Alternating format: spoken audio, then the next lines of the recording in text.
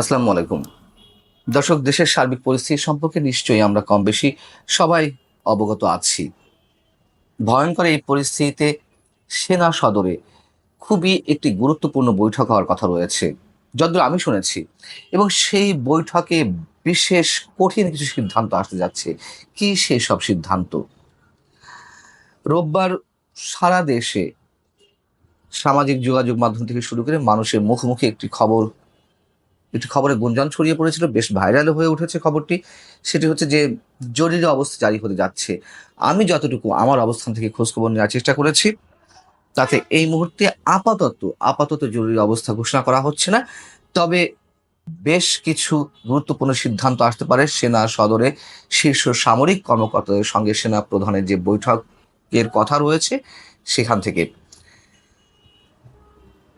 এটি তো বাস্তবতা।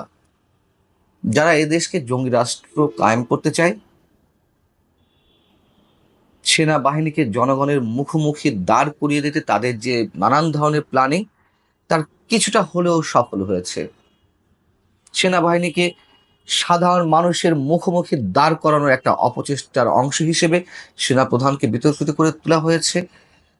হাসনাত আবদুল্লাহ, সার্জিস আলমদের সঙ্গে যেই কথাবার্তা বা ইনফরমাল মিটিং সেনাপ্রধান হয়েছে, সেই কথাগুলোকে ফুলিয়ে ফাঁপিয়ে নানানভাবে ছড়িয়ে দেওয়া হয়েছে, উত্তেজনা সৃষ্টি করা হয়েছে। আটলান্টিকের ওপাশ থেকে নানান ধরনের গায়েবী নির্দেশ আসছে। কথিত তৌহিদি জনতাকে সেনা সদর বা ক্যান্টনমেন্ট আক্রমণ করার জন্য উস্কানি দেওয়া হচ্ছে। তারা সফল নয়, বাট কিছুটা হলেও তারা উন্মাদনা সৃষ্টি করতে পেরেছে। এটা তো বাস্তবতা। দেখুন, এটাও তো সত্য যে দেশের দুটি স্পর্শকাতর ইনস্টিটিউশন সম্পর্কে আমরা খুবই একটা সেন্সিটিভিটির জায়গা থাকতাম। তাদের সম্বন্ধে আমরা সম্মানের সাথে বেশ গুরুত্বের সঙ্গে যে কোনো মন্তব্য করতে গেলে বেশ গুরুত্বের সঙ্গেই সেটি করতাম। কোনো ছিল মন্তব্য আমরা করতাম না। স্বাধীনতার সার্বভৌমত্বের প্রতি সেনাবাহিনী এবং দেশের সর্বোচ্চ আদালত সুপ্রিম কোর্ট, এই কাঠামোগুলো ভেঙে পড়লে দেশের অস্তিত্ব বলে কিছু থাকে না। সুপ্রিম কোর্ট অনেক আগেই শেষ করে দেওয়া হয়েছে। বিশেষ করে 5 আগস্টের পরে যেভাবে সুপ্রিম কোর্ট প্রাঙ্গণে গিয়ে মব তৈরি করে বিচারপতিদের অপসারণের যে দাবি দেওয়া জানানো হয়েছে, সেগুলো মানাও হয়েছে কোনো কোনো ক্ষেত্রে। যে কেউ অন্যায় করুক না কেন, সে যে ধরনের অন্যায় করুক না কেন, গুম, হত্যা, খুন, অনিয়ম, দুর্নীতি, সেটি সেনা সদর শীর্ষ সামরিক কর্মকর্তা হন বা কিংবা বিচারপতিতে কেউ হন, অবশ্যই সবাইকে আইনের আওতা আসতে হবে। কিন্তু এভাবে নয়। দেশের সবকিছু ভেঙে পড়লে আমাদের আর অস্তিত্ব বলে কিছু থাকে না, এবং সেই অস্তিত্বটি বিলীন করতেই একটি বিশেষ অপশক্তি কাজ করে যাচ্ছে। সেনাপ্রধান গত 25শে ফেব্রুয়ারি পিলখানা ট্রাজেডি দিবসে সতর্কতার সঙ্গে বেশ কিছু বক্তব্য দিয়েছিলেন। আপনাদের নিশ্চয় মনে আছে, সেখানে তিনি বলেছিলেন যে একটা কমন জিনিস আমি দেখতে পাচ্ছি সেনাবাহিনী বা সেনা প্রধানের প্রতি বিদ্বেষ কারো কারো, কিন্তু কি কারণে আজ পর্যন্ত আমি এটি খুঁজে পাইনি। সেনা প্রধানের বক্তব্য এটি। তিনি বলছেন যে আমরা হচ্ছে একমাত্র ফোর্স যেটা আপনাদের জন্য কাজ করে যাচ্ছি, দাঁড়িয়ে আছে প্ল্যাটফর্মে। Of course navy, air force, we all আমাদের সাহায্য করেন, আমাদের আক্রমণ করবেন না, আমাদের অনুপ্রাণিত করেন, আমাদের উপদেশ দেন, আমাদের প্রতি আক্রমণ করবেন না। বারবার তিনি এই শব্দগুলো উচ্চারণ করছিলেন। তিনি বলছিলেন যে উপদেশ দেন, আমরা অবশ্যই ভালো উপদেশ গ্রহণ করব, আমরা একসঙ্গে থাকতে চাই এবং দেশ ও জাতিকে এগিয়ে নিতে চাই। তিনি আর একটা কথা বলেছিলেন। তিনি বলেছিলেন, সতর্ক করে দিচ্ছি, পরে আপনারা আমাকে দোষারোপ করতে পারবেন না। উনি নানান পর্যায় থেকে সতর্ক করে দিয়েছিলেন। সেই জায়গা থেকে সময় এসেছে কঠিন সিদ্ধান্ত নেওয়ার। তার কারণ আমরা সতর্ক হতে পারিনি। অনেক বেশি খেলো করে ফেলা হচ্ছে সেনাবাহিনীকে। অনেক বেশি সাহস আমরা দেখিয়ে বিপ্লবী চেতনার বহিঃপ্রকাশ ঘটানোর চেষ্টা করছি। স্কুল পড়ুয়া ছেলে মেয়ে থেকে শুরু করে যার যেমন ইচ্ছে সেনাবাহিনীর সম্বন্ধে, সেনা প্রধান সম্পর্কে মন্তব্য করা হচ্ছে। হাসনাত না ওয়াকার, হাসনাত হাসনাত, এই ধরনের ভয়ঙ্কর স্লোগান দেওয়া হচ্ছে। চিন্তা করা যেতে পারে হাসনাত আবদুল্লাহর সঙ্গে সেনা প্রধান জেনারেল ওয়াকারুজ্জামানের তুলনা করা হচ্ছে। ক্যাপ্টেন হাসনাত বলে তাকে সম্বোধন করা হচ্ছে, মানে সেনা প্রধানের জায়গায় তাকে বসে দেওয়া হচ্ছে। ফাজলামোর তো একটা সীমা থাকে। সবকিছুর একটা লিমিট থাকে, সব ধরনের লিমিট আমরা ক্রস করে যাচ্ছি।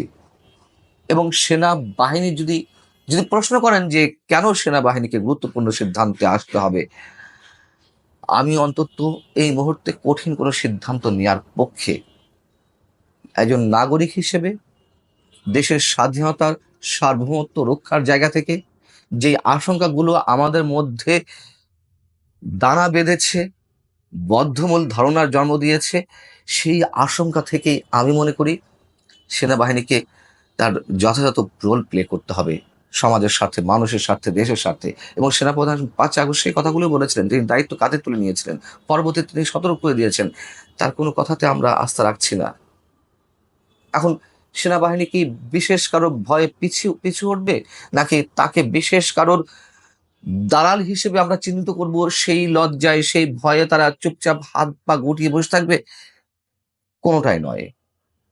আমরা চাই দেশের স্বার্থে এই মুহূর্তে সময়ের প্রয়োজনে যা কিছু করার অবশ্যই করতে হবে। এখানে কোনো রাগ ঢাকের কিছু নেই। পুলিশের মনোবল ভেঙে ভেঙে তো দেওয়া হয়েছে, যেভাবে একের পর এক পুলিশ হত্যা করা হয়েছে, তাদের অস্ত্র কেড়ে নেওয়া হয়েছে। পুলিশে অনেক অপকর্ম ছিল, অনেক সদস্যের, অস্বীকার করি না, কিন্তু এই ইনস্টিটিউশনটাও একেবারে ভেঙে ফেলা হয়েছে। পুলিশের মনোবল এখনো পর্যন্ত চাঙা চাঙা করা যায়নি। সেখানে সেনাবাহিনীর প্রতি, সেনার সদস্যদের প্রতি, সেনা প্রধানের প্রতি এইভাবে একের পর এক আক্রমণাত্মক বক্তব্য, ক্যান্টনমেন্ট গুড়িয়ে দেওয়া, ক্যান্টনমেন্ট শেষ করে দেওয়া, ক্যান্টনমেন্টে হামলা করার আহ্বান, এগুলোর মধ্যে দিয়ে কি প্রমাণিত হচ্ছে? এবং সেনা সদস্য হিসেবে যারা কাজ করছেন তাদের মনোবল এইভাবে কতক্ষণ টিকিয়ে রাখা যাবে? এবং পুলিশের মনোবল ভেঙে পড়াতে সারা দেশের আইন শৃঙ্খলা পরিস্থিতি কোন জায়গায় পৌঁছেছে সে তো দৃশ্যমান। সেখানে সেনাবাহিনীর মনোবলও যদি ভেঙে পড়ে, আমাদের সার্বভৌমত্ব কোথায় গিয়ে দাঁড়াবে আমরা চিন্তা করতে পারছি? এবং যারা এইগুলো খুব প্ল্যান রয়েতে এগুলো করছেন, তারা তো বুঝে শুনে করছেন, তাই না? পরিকল্পনা তো এমনি এমনি নেওয়া হয়নি। পুলিশ শেষ, বিচারাঙ্গন শেষ, এখন সেনাবাহিনীকে শেষ করতে পারলে মোটামুটি তাদের উদ্দেশ্য সফল হবে। যুক্তির খাতিরে, তর্কের খাতিরে যদি আবারও সেই প্রসঙ্গ নিয়ে এসেছি, সেনাবাহিনীকে বিতর্কিত করেছে কারা? হ্যাঁ, প্রতিটা সরকার কম বেশি করেছে, হয়তো আওয়ামী লীগ বেশি করেছে। তার জন্য তো এটি নয় যে আমাকে সেনা প্রধানের প্রতিদ্বন্দ্বী বানিয়ে দিতে হবে, আমি কোথাকার কে। তার মানে তো এটি নয় ক্যান্টনমেন্ট গুড়িয়ে দিতে হবে, প্রকাশ্যে এসব কথাবার্তা বলা হচ্ছে। আমরা জানি না যে কি ধরনের সিদ্ধান্ত সেনা সদরের যে গুরুত্বপূর্ণ বৈঠকটি হওয়ার কথা রয়েছে সেখান থেকে কি আসতে যাচ্ছে। তবে যেটাই আসুক, আমার মনে হয় অবশ্যই অবশ্যই, আবারও বলি, সময়ের প্রয়োজনে কঠিন সিদ্ধান্তের প্রয়োজন রয়েছে সেনাবাহিনীর। আল্লাহ হাফিজ, ভালো থাকুন সবাই।